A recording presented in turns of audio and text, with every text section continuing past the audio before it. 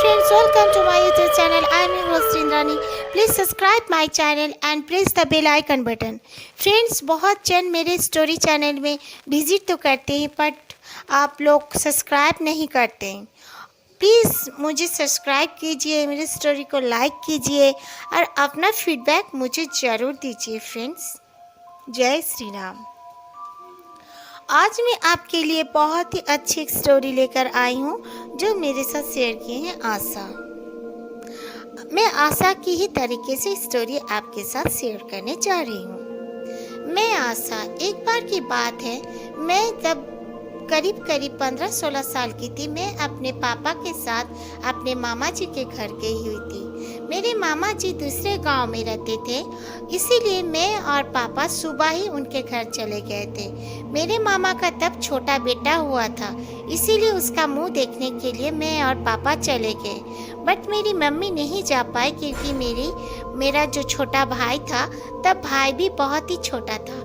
इसीलिए मम्मी ने कहा कि तुम दोनों जाकर देख कर आओ, मैं फिर बाद में चली जाऊंगी। मैं और पापा के साथ चली गई। सुबह 6 बजे के ही ऑटो में बैठकर मैं और पापा चले गए। जाने के बाद वहाँ पर हम लोगों ने लंच किया, उसके बाद इवनिंग का नाश्ता वास्ता भी किया। टाइम ओवर हो गया तो पापा ने कहा अब हम लोग चलते हैं। मामा ने बहुत मना भी की कि अभी मत जाओ, रास्ता बहुत ही ख़राब है और उसके साथ साथ बीच में जंगल रास्ता ही था। पूरा मतलब सुनसान रास्ता से ही आना पड़ता था मेरे मामा जी के घर से हमारे घर तक।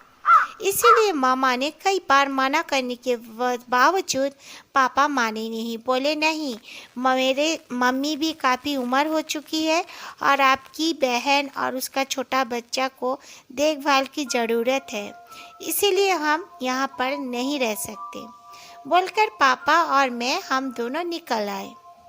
निकलने के बाद पापा ने इधर उधर देखा तो देखा एक ऑटो वाला वहाँ पर खड़ा था।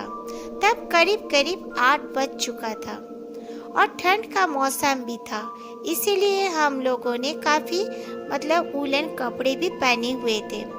उस आदमी को जो हम लोगों ने देखा, वो आदमी एक कंबल ओढ़कर वहीं पे ऑटो में बैठा हुआ था। पापा 2-3 बार आवाज़ देने के बाद जाकर वो हमारा आवाज़ सुना और हमारे तरफ देखा। तो वो पापा उनको बोले कि हमें यहाँ जाना है, लेकर चलो। तो वो बोला काफ़ी रात हो चुकी है, उस रास्ते हम नहीं जा सकते। पापा ने कहा कोई बात नहीं, मैं ज़्यादा पैसा दे दूँगा।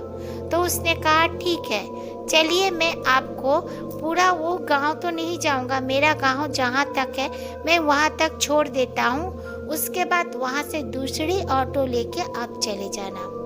पापा ने कहा 10 बजे तक तो हम अपने गांव ही पहुंच जाएंगे अगर तुम ऑटो से ही ढंग से ले चले तो वो आदमी ने कहा नहीं, वो रास्ता भी अच्छा नहीं है, इसीलिए मैं आपसे कह रहा हूँ। तो पापा बोले ठीक है चलो, तुम्हारा गांव कहाँ है, जल्दी से ले चलो, फिर जल्दी पहुंचने से ना ऑटो मिलेगा, ज़्यादा रात हो जाने से ऑटो नहीं भी मिल सकता है। तो वो आदमी मान गया और पापा में बैठ गए उसके ऑटो में। हम लोग चलते चलते आबादी से थोड़ा सा दूर ही जब हुए हैं तो देखते हैं एक बूढ़ी औरत ऑटो को खड़े होने के लिए इशारा करने लगी। कुछ दूरी पर ही थी वो बूढ़ी औरत, पर वो ऑटो वाला ज़्यादा इंटरेस्ट नहीं दे रहा था। वो कह रहा था कि हम हर जगह नहीं रोकेंगे, जहाँ रोकना है मुझे वहीं पे जाके रोकेंगे। पापा ने कहा इतने रात गए, एक बूढ़ी औरत दिख रही है, झुकी हुई है और तुम उसको नहीं रुकोगे? तो वो बोला कि नहीं साहब, आप नहीं जानते, इस रास्ते में हमारा बहुत ही आना जाना होता है, यहाँ पर हर कोई इंसान नहीं होता। 8 बजे के बाद ऐसे में ही ऑटो वाले यहाँ से जाना पसंद नहीं करते, बस जाती आती है, बट ऑटो वाले 8 बजे के बाद गुरेजी करते इस रास्ते से जाने के लिए। तो पापा ने कहा रुक जाओ, ये बूढ़ी औरत को भी हमारे साथ ले लो। ऑटो वाला बोला नहीं, मैं नहीं लूँगा, मैं रोकूंगा ही नहीं। बोलते बोलते अचानक से जैसे हमारा ऑटो अपने आप रुक गया। वो आदमी बोला देखिए ऑटो रुक गया। वो बार बार ट्राई करता रहा लेकिन ऑटो स्टार्ट नहीं हुआ। फिर वो बूढ़ी औरत काफ़ी जोर से दौड़ कर आई। मेरे पापा जब पीछे मुड़ के देखे, मेरे पापा भी हैरान रह गए कि ये कैसे हो सकता है, इतनी बूढ़ी औरत ऐसे दौड़कर कैसे आ सकती है। और फिर वो बूढ़ी औरत खौफनाक आवाज़ में बोली कि तू लोग मुझे रोका नहीं, कोई बात नहीं, मैं तुम लोग को रोक कर दिखा दी और आज मैं तुम लोग की जान लेकर ही छोड़ूंगी। ये सुनना था कि पापा को भी बहुत डर लगने लगा। पापा ने जोर जोर से हनुमान चालीसा पढ़ना शुरू कर दिया और वो जो ड्राइवर था उसके तो जैसे हाथ पैर मुड़ने लगे थे। पापा ने कहा खुद को काबू में रखो और हनुमान चालीसा पढ़ो या तो गायत्री मंत्र पढ़ो, हार मत मानो, इन लोग को खुद पे हावी मत होने दो। अगर तुम हावी होने दोगे तो ये जिंदगी भर हमें परेशान करते हैं। तो वो ड्राइवर जो था वो भी ज़ोर ज़ोर से अपना हनुमान चालीसा पढ़ने लगा। उसको जितना भी आता था वो पढ़ने लगा, बार बार वो रिपीट करने लगा, गायत्री मंत्र भी वो रिपीट करने लगा। मेरे पापा तो ऐसे में ही मतलब ब्राह्मण है, उनको तो गायत्री मंत्र हमेशा पढ़ना पड़ता है। पापा ने भी जब जोर जोर से पढ़ने लगे हनुमान चालीसा, गायत्री मंत्र और अपने गुरुदेव को याद करने लगे, तब ऑटो भी स्टार्ट हो गया और हमारी ऑटो चलने लगी। और वो बुढ़िया लेकिन बाकायदा वो दूर चली गई थी, फिर से हमारे पीछे पीछे आने लगी। आते आते कुछ रास्ते से जब देखा कि थोड़ी सी आबादी वाले घर घर दिखने लगे, वो बूढ़ी औरत हमें और नहीं दिखी। तब वो ड्राइवर ने कहा कोई बात नहीं साहब जी, मैं आपको पूरी आपके गांव तक छोड़ाऊंगा और आज रात को मैं वहीं पर रह जाऊंगा अगर आपका कोई आशियाना हो तो। पापा ने कहा हाँ हाँ, हमारे हॉल रूम में सोफे पर सो जाना खाना खाकर, कोई बात नहीं। तब हम लोग चैन से घर आ गए। पापा ने सुबह उठकर मम्मी को सारी बात बताई। मम्मी बहुत डर गई और कहा कि इस तरह फिर कभी भी मेरी बेटी को लेकर आप भी कभी इस तरह मत आना। आज हम लोग बच गए, मतलब आप लोग को कुछ परेशानी नहीं हुई, लेकिन अगर कुछ हो जाता तो हमारा क्या होता। ये सेकंड स्टोरी है आयशा की। आयशा बताती हैं वो जिस स्कूल में पढ़ती थी वो उस स्कूल के सामने ही एक बहुत ही बड़ा प्लॉट हुआ करता था। वो प्लॉट पार कर कर ही उन्हें स्कूल में एंट्री करना पड़ता था। उस प्लॉट में सब कहते थे कि रात को कोई चुड़ैल घूमती फिरती है, पर किसी को वो प्लॉट के पास जाने की ज़रूरत नहीं पड़ती थी, इसीलिए कोई जाता आता नहीं था। लेकिन एक बार ऐसा हुआ, कुछ लड़के उस प्लॉट में जाकर, कुछ पूजा का टाइम था, उस प्लॉट में जाकर कुछ लड़के बैठ गए। 8-10 लड़के उस प्लॉट में जाकर बैठकर वो लोग बातें करते करते देखते हैं कि पायल पहनकर जैसे कोई उनके सामने ही आ रहा है। करीब से करीब हो रहा है वो आवाज़ बाकायदा, लेकिन उन्हें कोई दिख नहीं रहा था। कईयों ने तो अपना टॉर्च का लाइट जलाकर भी इधर उधर देखा, पर देखा कोई नहीं है। फिर अपने बातों में वो लोग मशगूल हो गए। मज़े से अपना अपना बातें हर कोई रखने लगा।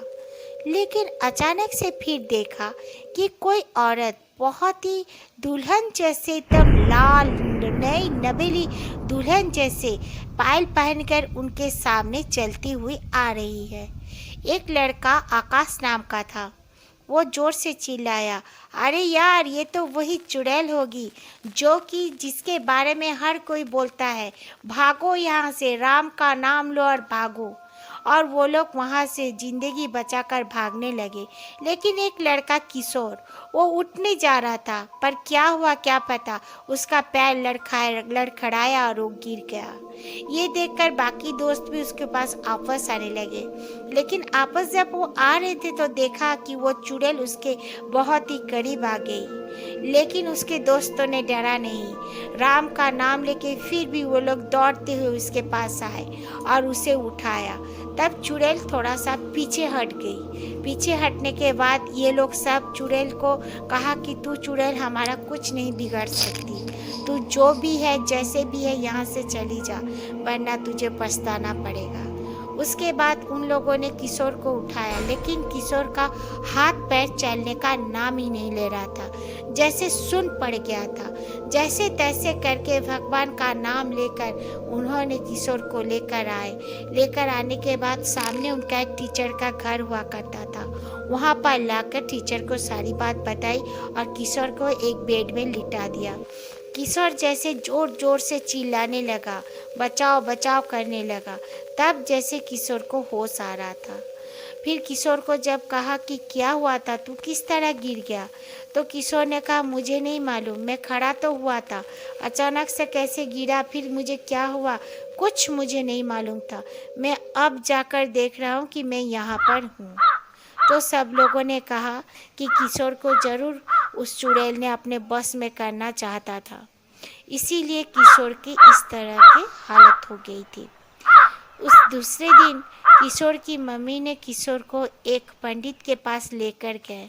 तब पंडित जी ने कहा कि हाँ, वो चुड़ैल इसके ऊपर में हावी होना तो चाहती थी, पर भगवान के दया से हावी नहीं हो पाई, क्योंकि उसके गले में बजरंगबली का एक लॉकेट है। बहुत ही अच्छी बात है, हर किसी को इस तरह भगवान का कोई न कोई अपने भगवान का लॉकेट जरूर पहन के रहना चाहिए और रोज़ बजरंगबली का चालीसा जरूर पढ़ना चाहिए। जय श्री राम। अगर आप लोग को मेरी ये स्टोरी अच्छी लगे तो प्लीज़ लाइक कर देना और अपनी फीडबैक मुझे ज़रूर देना।